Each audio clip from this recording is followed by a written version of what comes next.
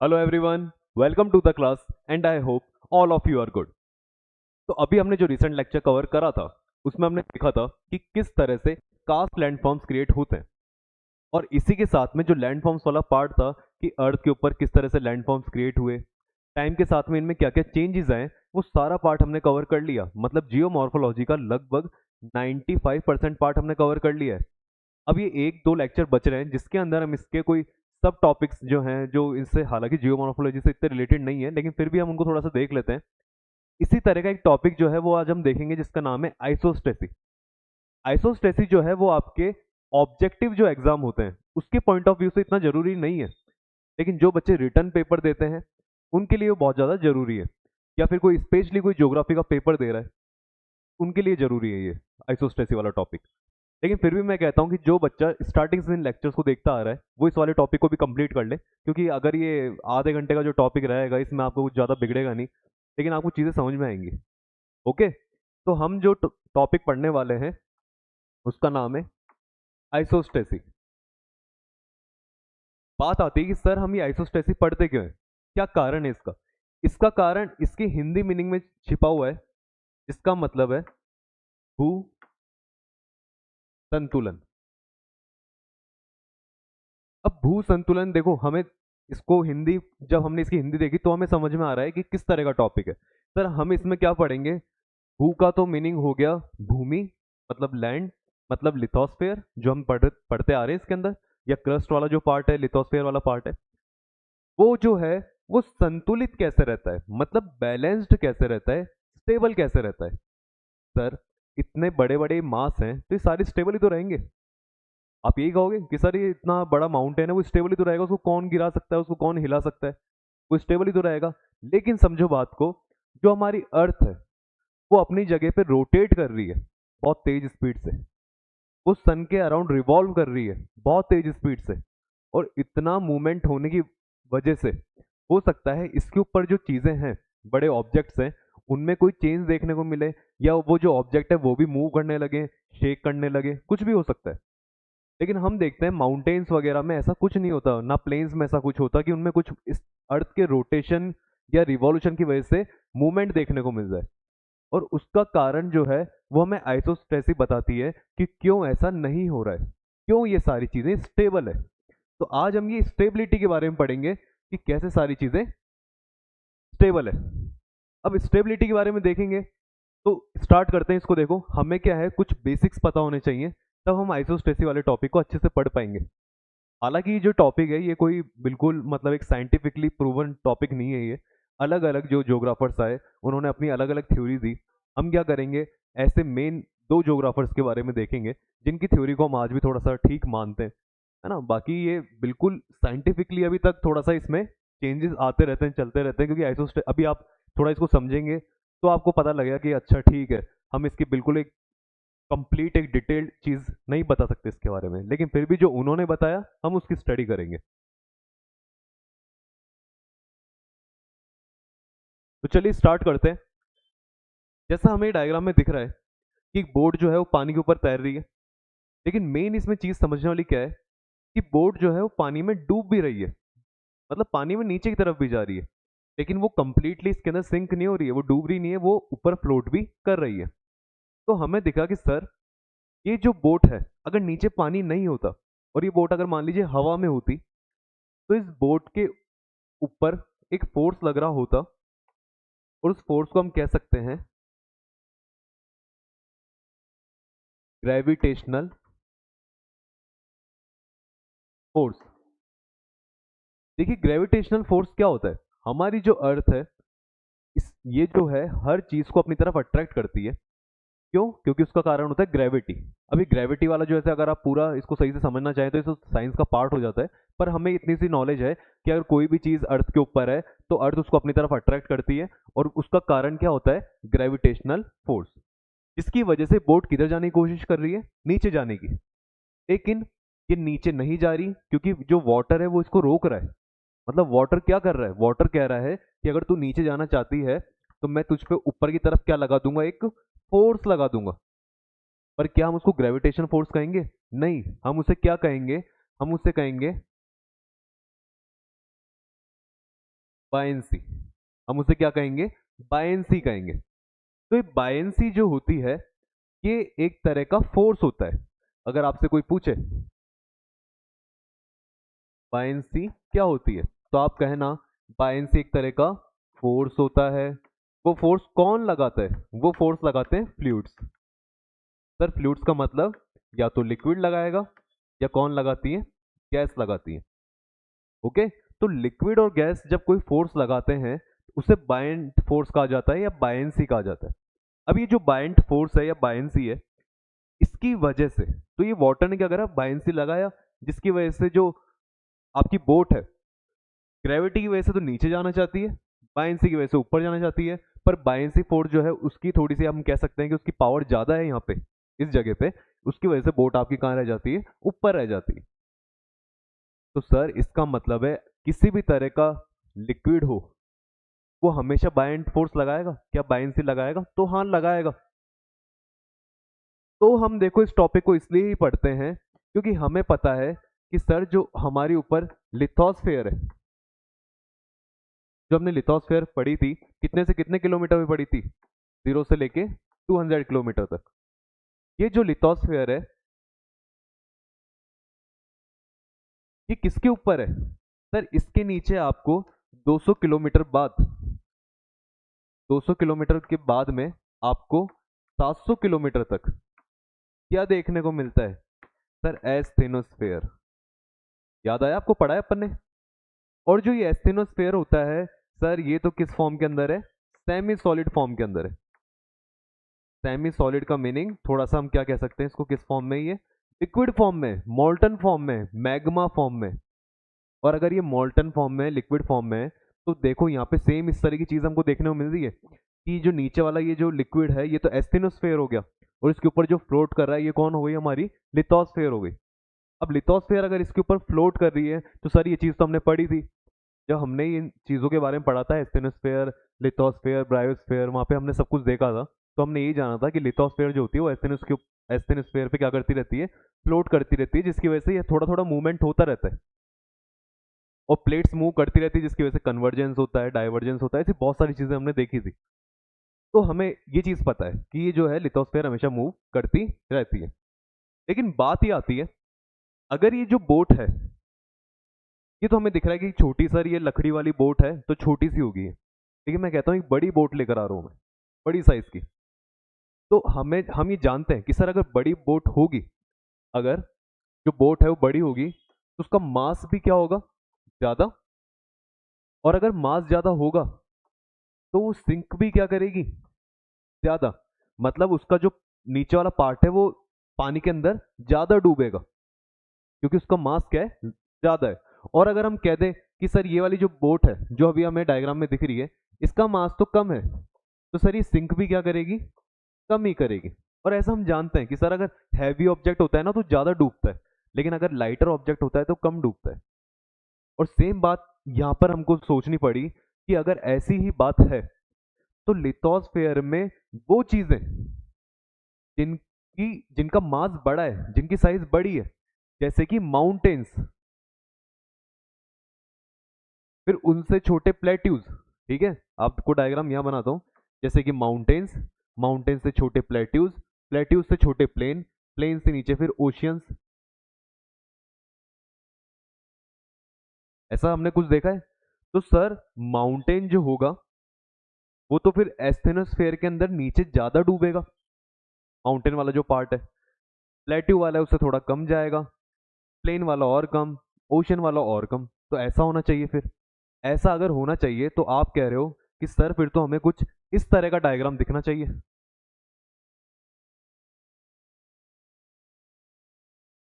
सही बात है, बताइए इसमें कुछ खराबी है।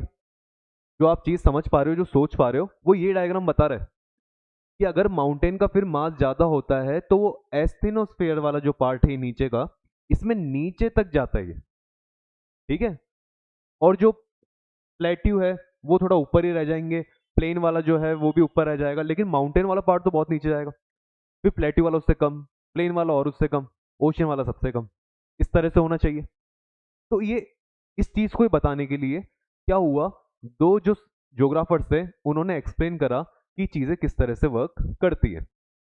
और हम क्या करते हैं, हम इन चीज़ों को, ऐसा तो है नहीं कि ज़मीन के अंदर जाएंगे जाएंगे और जाके वहाँ पे चेक करेंगे कि देखो माउंटेन इतना नीचे तक है, ये उतना ऊपर है, ऐसा नहीं कर सकते ना। हम भी जानते हैं कि लिमिटेशंस है अभी भी हमारे पास, कि हम ये इस तरह की रिसर्च नहीं कर सकते।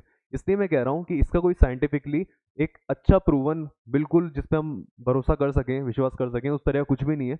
हम क्या करते हैं, जो ज्योग्राफर्स ने अपनी थ्योरी बनाई है, अपनी स्टडीज करी है, उस पर ही हम भरोसा करते हैं। और ऐसे हम दो के बारे में पढ़ेंगे। उसमें जो सबसे पहले हम पढ़ने वाले हैं, वो पढ़ेंगे एरी के बारे में। किसके बारे में देखेंगे? एरी के बारे में। लेकिन उससे पहले हम ये देखते हैं कि आइसोस्टेसी को अगर आप डिफाइन करना चाहें अपने वर्ड्स में तो क्या कहते हो? सर अपने वर्ड में अगर हम इसको डिफाइन करें आइसोस्टेसी को, तो हम कहते हैं आइसोस्टेसी के लिए,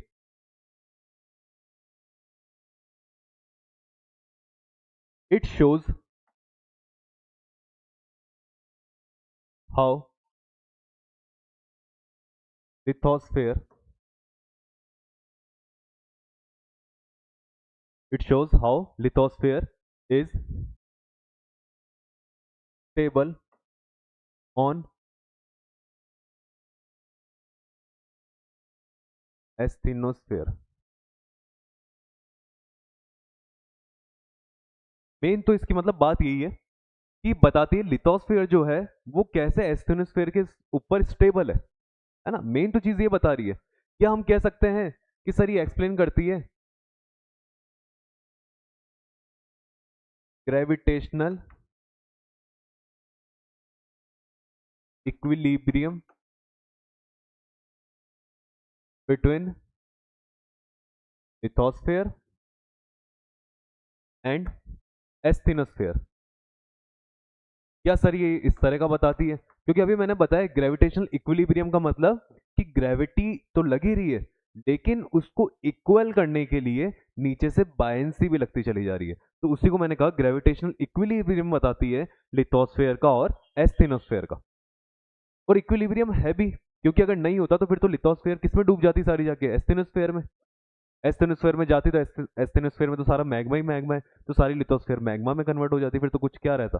लेकिन नहीं, हम कहते हैं ग्रेविटेशनल इक्विलिब्रियम है, मतलब ये डूबती नहीं कर, सिंक नहीं करती बिल्कुल उसमें जाकर, है ना, ऊपर रहती है। क्योंकि नीचे से कौन सा फोर्स अप्लाई हो रहा होता है? बायंसी वाला फोर्स अप्लाई हो रहा होता है। तो हम ये देखते हैं यहाँ पे किस तरह से इक्विलिब्रियम है। इसके अलावा हम क्या देखते हैं, क्यों इसको पढ़ते हैं? Because earth is rotating and revolving. और अर्थ के रोटेट और रिवॉल्व होने की वजह से this can cause movement in topography. But हम क्या देखते हैं? द टोपोग्राफी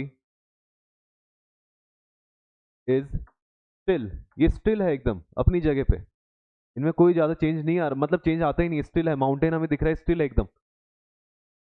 तो वो क्यों बताती है स्टिल? मतलब क्या चीज है जो उसको नीचे, जो माउंटेन को अपनी जगह पे रोक रखी है, उसको स्टिल बनाती है? तो but the topography is still and this phenomena is explained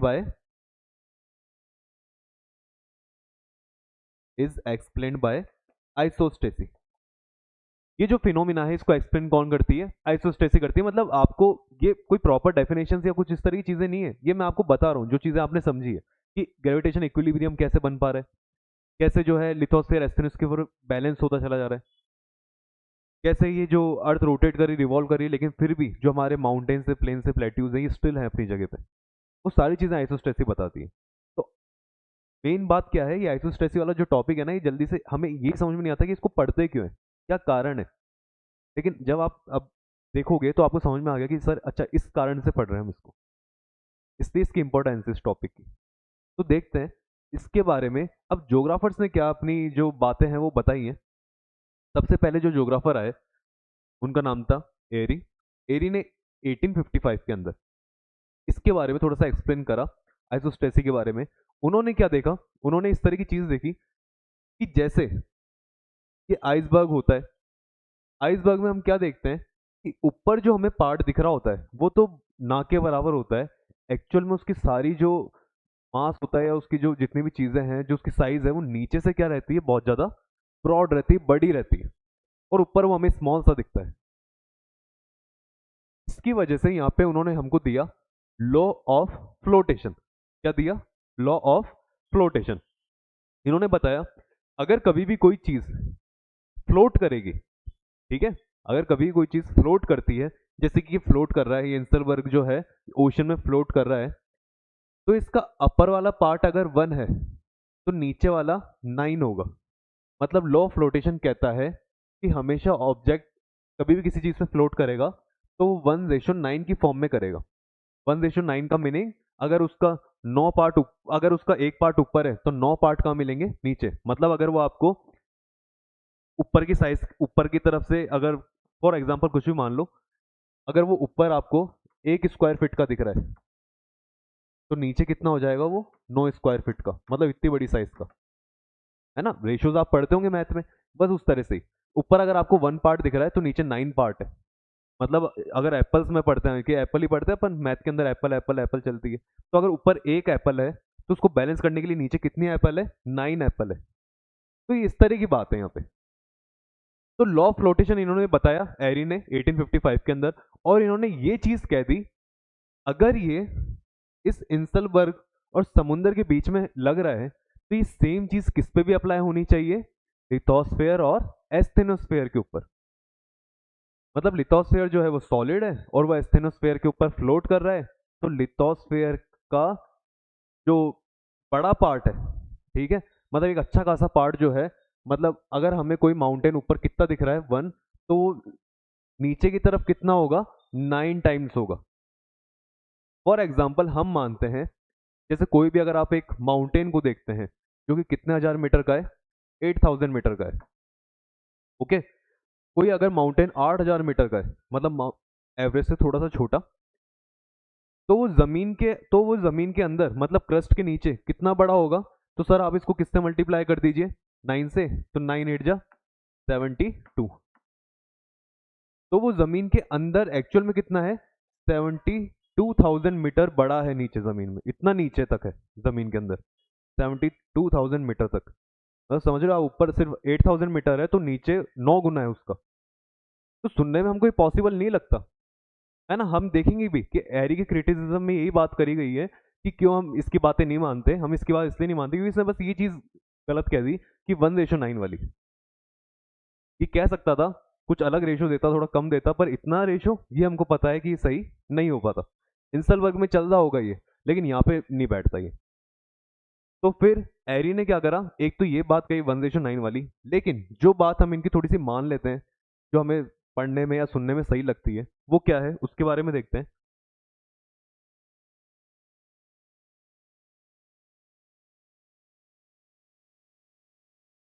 एरी ने एक लॉ दिया था, लॉ तो नहीं कहेंगे हम उसको, एक थ्योरी दी थी अपनी अपनी थ्योरी में उन्होंने क्या कहा, उन्होंने अपनी थ्योरी में कहा,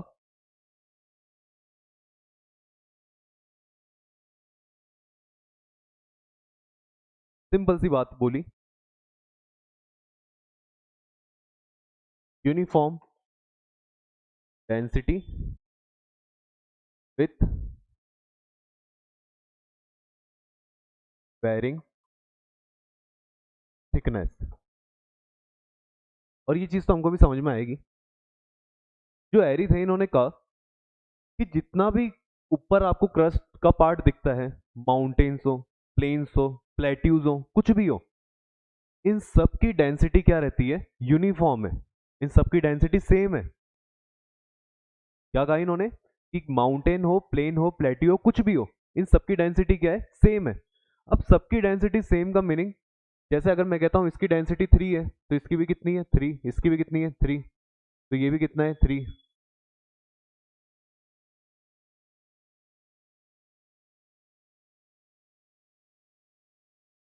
आ रहा है मीनिंग समझ में? सबकी डेंसिटी सेम बता दी। अब आप कहोगे सर ये डेंसिटी क्या होती है?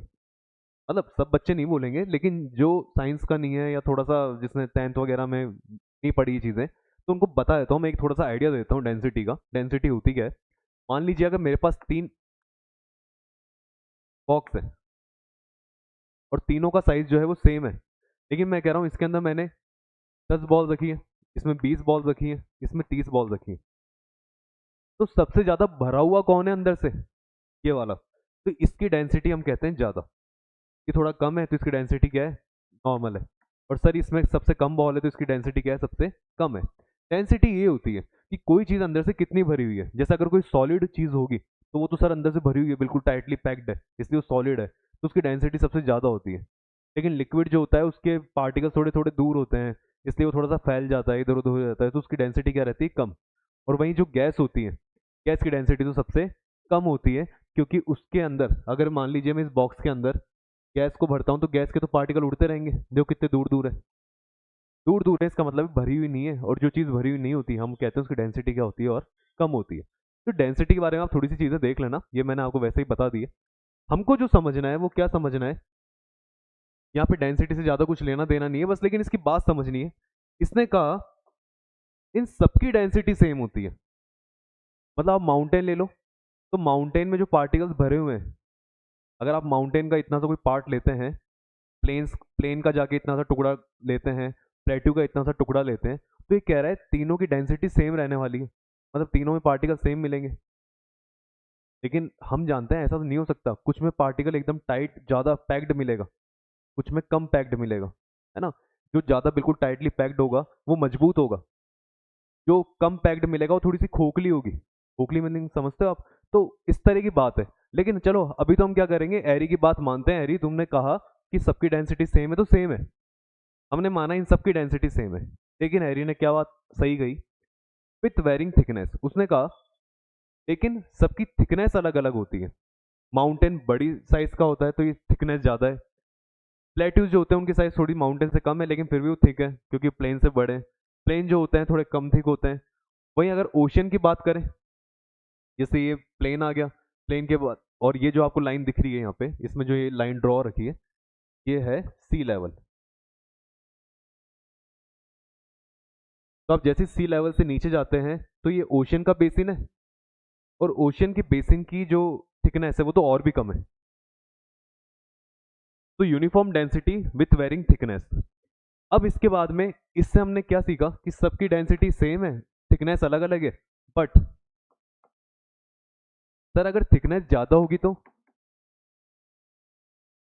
मोर थिकनेस। सर अगर थिकनेस ज्यादा है तो क्या होगा, अगर थिकनेस ज्यादा है, अगर थिकनेस ज्यादा है तो उसके अंदर मास भी क्या देखने को मिलेगा हमको, ज्यादा। और अगर उसका मास ज्यादा है तो वह हैवी हो जाएगा, और हैवी होकर किधर की तरफ जाएगा, नीचे की तरफ ज्यादा सिंक करेगा एज कंपेयर टू दिस, जिसकी जो थिकनेस है वो कम है, तो वो सिंक भी क्या करेगा, कम करेगा इसके कंपैरिजन में। समझे बात को। मतलब मोर थिकनेस क्या बताता है, मोर डेप्थ। उतना डेप्थ मिलेगा नीचे, उतना ज्यादा नीचे गहराई तक हमें देखने को मिलता है।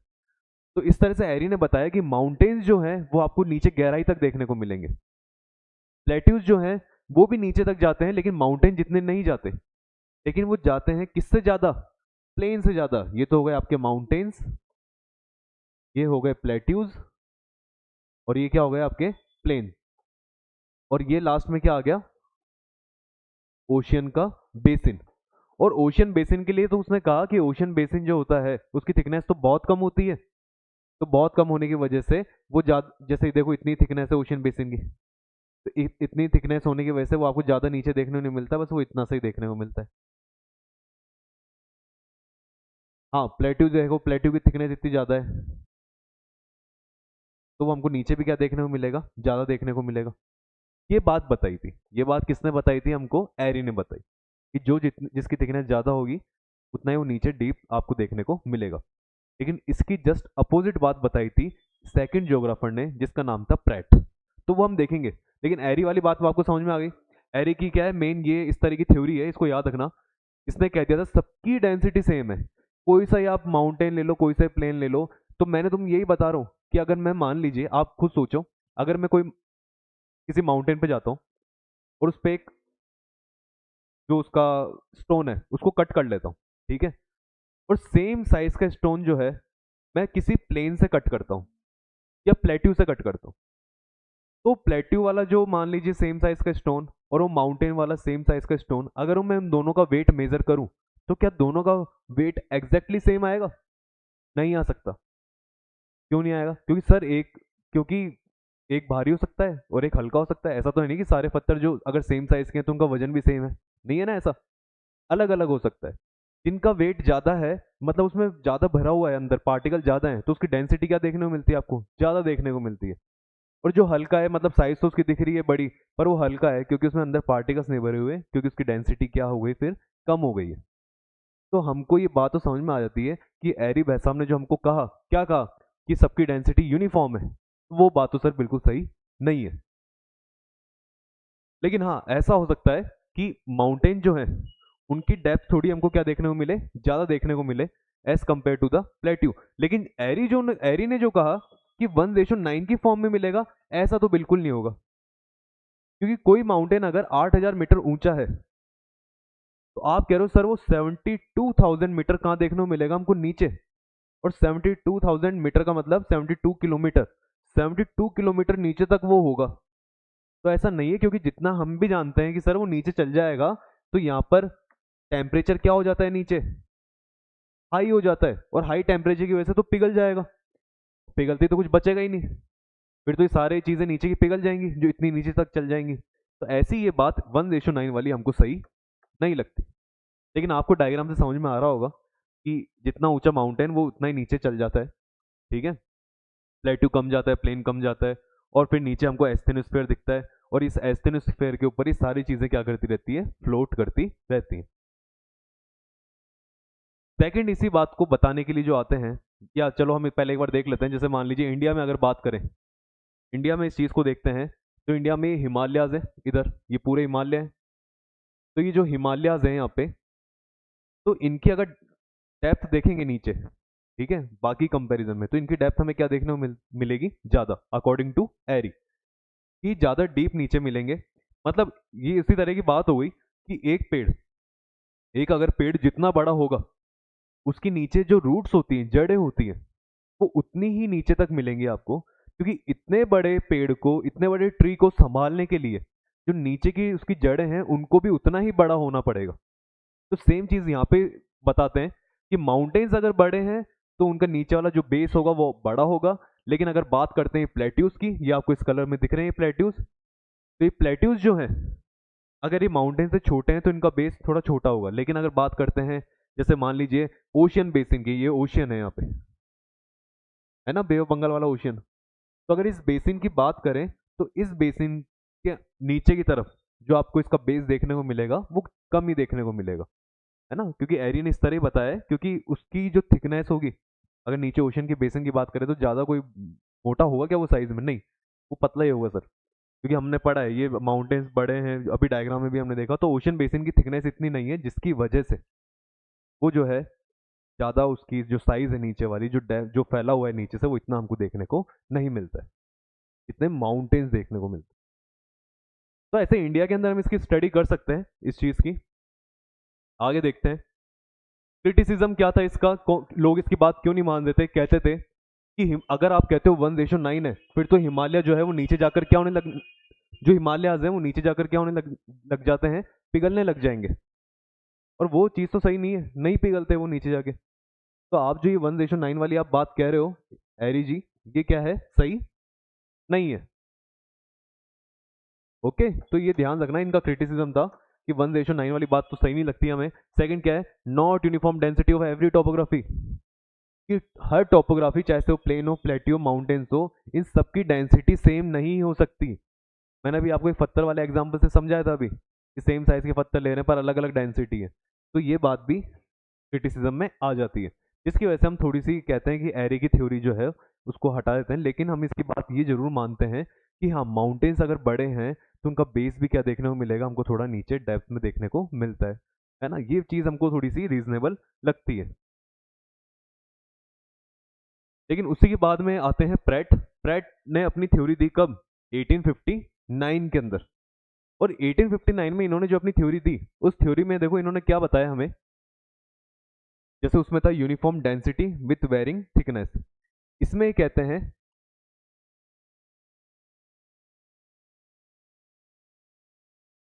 Uniform depth with varying density. तो प्रैट की बात ये अच्छी लगी हमें, प्रैट ने कहा सबकी डेंसिटी सेम नहीं होती, ठीक है। लेकिन प्रैट ने एक अलग बात फिर क्या कह दी, प्रैट ने कहा सबकी डेंसिटी तो सेम नहीं होती पर सबकी जो डेप्थ होती है वो सेम होती है।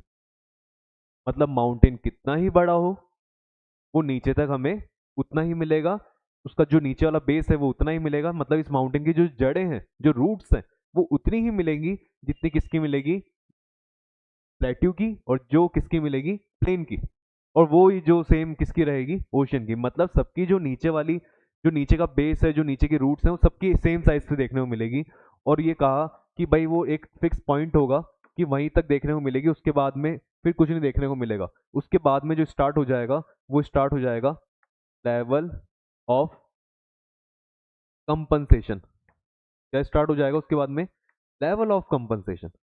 सर ये लेवल ऑफ कंपनसेशन क्या है, देखो लेवल ऑफ कंपनसेशन ट्रेड के हिसाब से एक वो जगह आ जाती है जिसके बाद में आप कहीं भी चले जाओ, कहीं भी सेम डेंसिटी हो जाती है, सेम मास हो जाता है, सेम प्रेशर हो जाता है। मतलब लेवल ऑफ कंपनसेशन प्रेट के अकॉर्डिंग एक एक इमेजनरी लाइन है, एक ऐसी लाइन है जिसके बाद में आप अर्थ पे कहीं भी चले जाओ, माउंटेन के नीचे, प्लेट्यू के नीचे, प्लेन के नीचे, उस जगह पे जाने के बाद में हर जगह का जो डेंसिटी है वो सेम मिलेगी, प्रेशर सेम मिलेगा, ओके, और मास जो है वो सेम मिलेगा। तो ये बताता है लेवल ऑफ कंपनसेशन। ये किसने दिया, ये बताया प्रैट ने। जैसे एरी ने अपना लॉ दिया, लॉ ऑफ फ्लोटेशन 1:9 वाला, ऐसे इसने अपना लॉ दिया, और इसके लॉ का नाम क्या था, लॉ ऑफ कंपनसेशन। कंपनसेशन उसने एक इमेजिनरी इस तरह की लाइन बताई। अब इसके लॉ के, इसका लॉ आपको समझ में आया होगा। इसने क्या कहा, uniform depth with varying density, कि माउंटेन जो होते हैं इनकी डेंसिटी अलग है, इनकी डेंसिटी अलग है, इनकी डेंसिटी अलग है। ओशन के जो बेसिन है उनकी डेंसिटी अलग है, ठीक है। माउंटेन की डेंसिटी अलग है, प्लेट्यू की डेंसिटी अलग है, प्लेन की डेंसिटी अलग है, और ओशियन का जो बेसिन है उसकी डेंसिटी अलग है, पर सबकी जो डेप्थ है नीचे वो सेम है।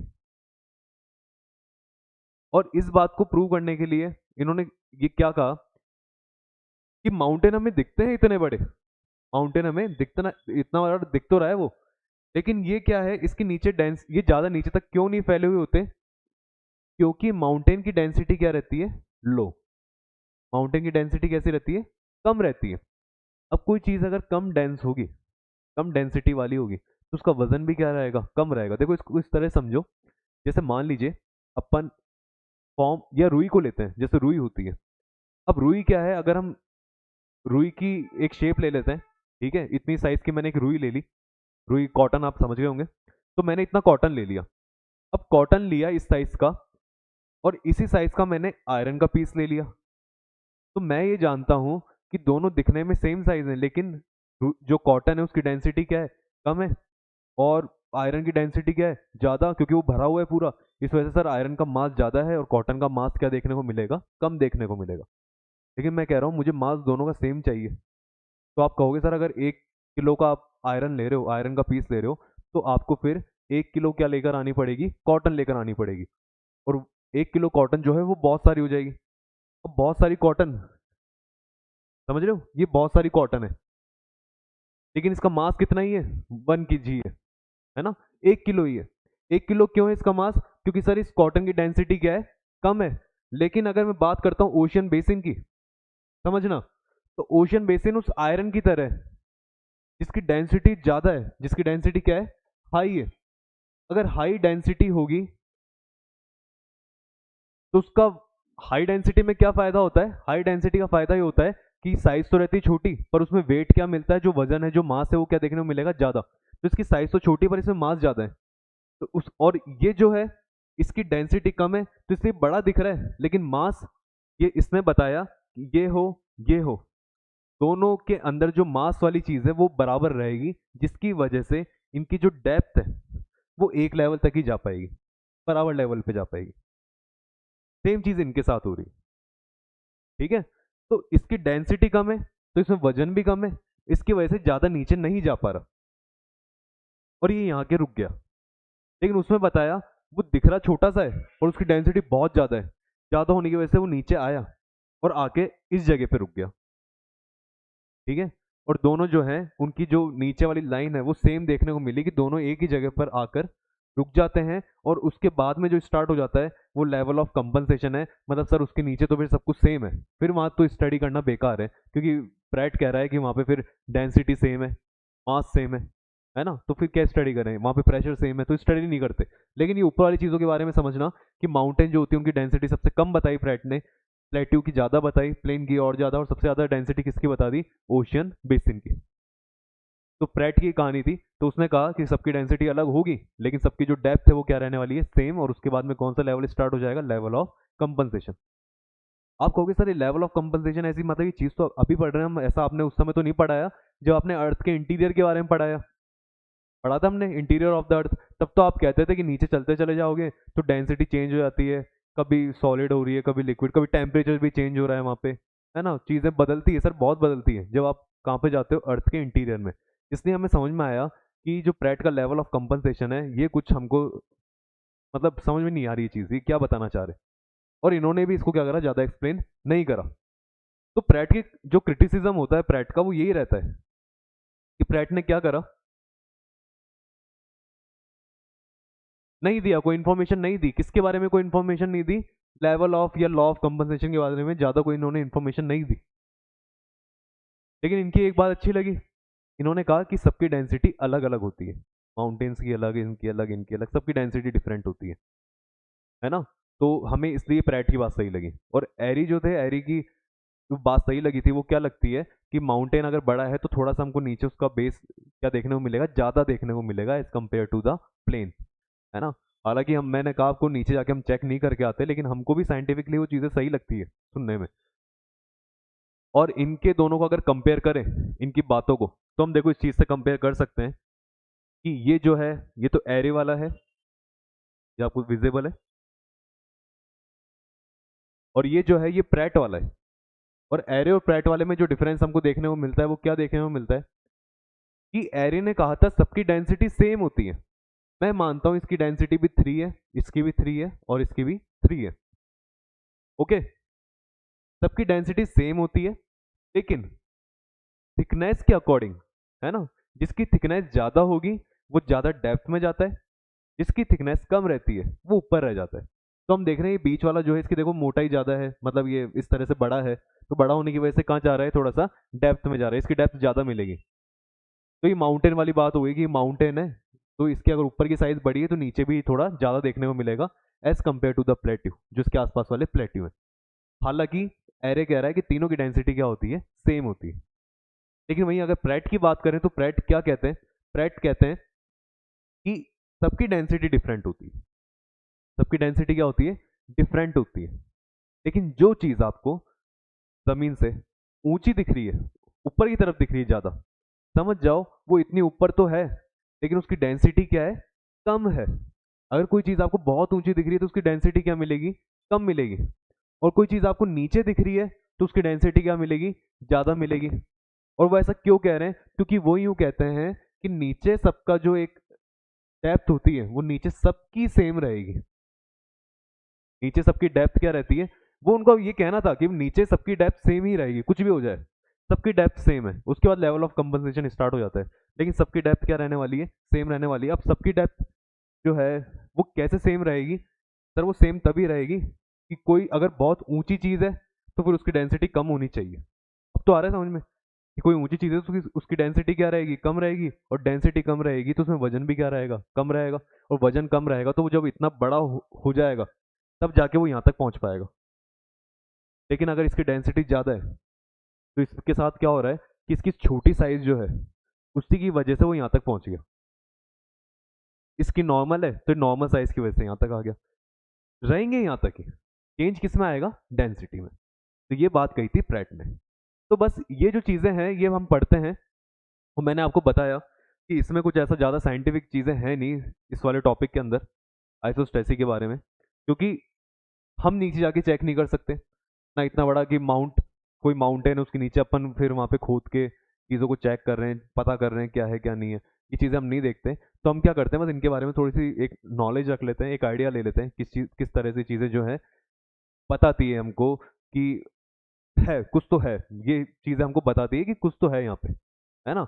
मतलब आइसोस्टेसी है, भू संतुलन हो तो रहा है, लेकिन उसका रीज़न क्या है वो हमें प्रॉपर नहीं पता, बिल्कुल एग्जैक्टली इसलिए अलग अलग जोग्राफर्स आए, 7-8 जोग्राफर्स हैं यहाँ पे, लेकिन हमने दो के बारे में पढ़ा क्योंकि इन दो की बातें जो हैं ये हमको थोड़ी सी रिलायबल लगती है, लेकिन दोनों ये भी एक्यूरेट नहीं है, ये इनका भी क्रिटिसिज्म होता है, लेकिन हमारे पास जो सोर्स है, हमारी जो नॉलेज है, उनके अकॉर्डिंग इनकी कुछ बातें क्या रहती है, सही रहती है। और जब इसके अंदर धीरे धीरे इवोल्यूशन होता रहेगा इस टॉपिक के ऊपर आइसोस्टेसी के बारे में, तो हमें और फिर नॉलेज पता चलती चली जाएगी, डिटेल पता चलती चली जाएगी। लेकिन अभी तक जो हमको पता है वो ये पता है ना, और इसके और सफिशिएंट है। मतलब आप जब इसको टॉपिक को अगर डिटेल से पढ़ते हैं तो आइसोस्टेसी में आपको बहुत कुछ और देखने को मिलेगा, लेकिन हमें इतना नहीं जाना उसके अंदर, एग्जाम के पॉइंट ऑफ व्यू से इतना काफ़ी है ना, इस टॉपिक एक नॉलेज काफ़ी है, एरी और प्रैट के बारे में जानना काफ़ी है। बाकी ज़्यादा डिटेल में जाना, उसके लफड़े में पढ़ना फंसना कोई मतलब नहीं है, बड़ी बड़ी मोटी मोटी बुक्स में देखना कोई मतलब नहीं है।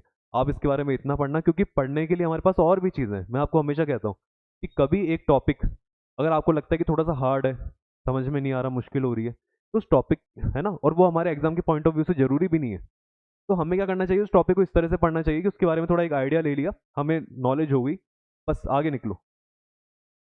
और पढ़ो किसको? जो मेन टॉपिक्स है, जो एग्जाम में आएगा ही आएगा, वो कहीं नहीं जाएगा, वो तो आएगा सर, ये तो आएगा ही आएगा, तो उस पर ध्यान दो, उस पर फोकस करो, उससे रिलेटेड चीज़ों को पढ़ो।